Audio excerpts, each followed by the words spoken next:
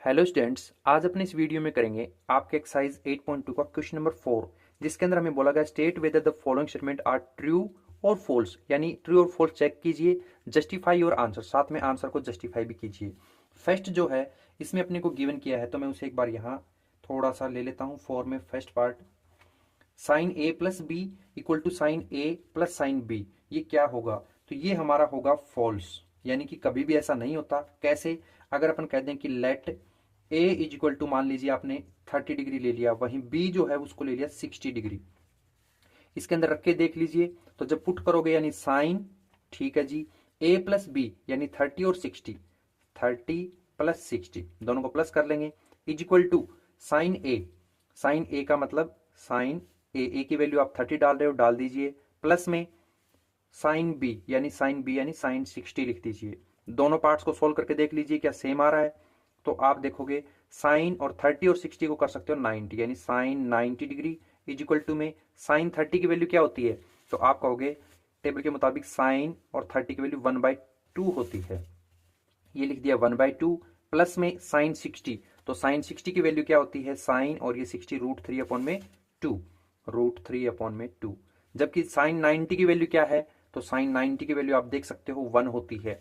तो it means 1 not equal to, ये इन दोनों को प्लस कर दें तो भी इसके इक्वल नहीं आने वाला। ओके, तो इसलिए अपन ने इसको लिखा था फॉल्स। वहीं पर सेकंड पार्ट की बात करें तो सेकंड पार्ट में अपने को बोला गया है कि साइन थीटा जो है ये थीटा इंक्रीज होने के साथ वैल्यू को भी इंक्रीज करता है। तो ये भी क्या है? अपना ट्रू रहेगा।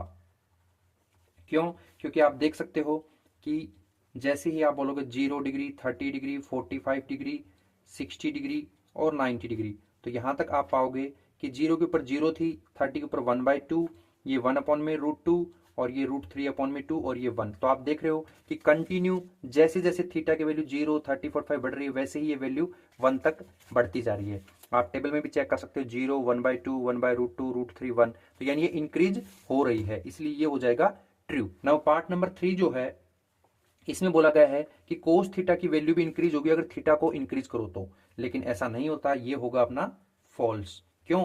क्योंकि जैसे कोस को लेंगे तो आप पाओगे 0, 30 डिग्री, 45 डिग्री, 60 डिग्री, 90 डिग्री, ये साइन का रिवर्स होता है।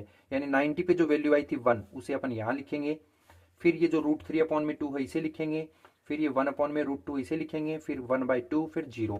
तो आप पाओगे कि ये तो जैसे जैसे थीटा बढ़ा रहा है तो वैल्यू डिक्रीज हो रही है, तो इसलिए ये क्या हो गया? फॉल्स।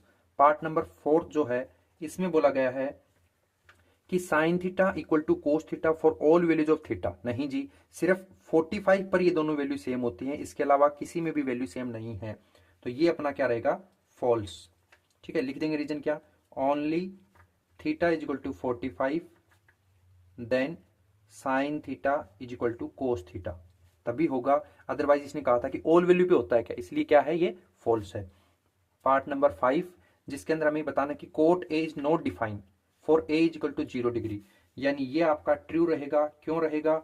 अगर आप कोट ए की जगह पर क्या डाल रहे हो? 0 डिग्री डाल रहे हो, तो 0 डिग्री पे आपको पता है वैल्यू क्या होती है? 1/0, यानी कि नॉट डिफाइंड, है ना। आप चाहो तो टेबल में भी देख सकते हो, जो मैंने सिखाया था, कोट और ये 0 डिग्री कितनी वैल्यू है? इन्फिनिटी, यानी कि नॉट डिफाइंड है, तो इसलिए ये ट्रू है। आई होप आपको ये इसके पांचों पार्ट अच्छे से समझ में आए होंगे। ओके।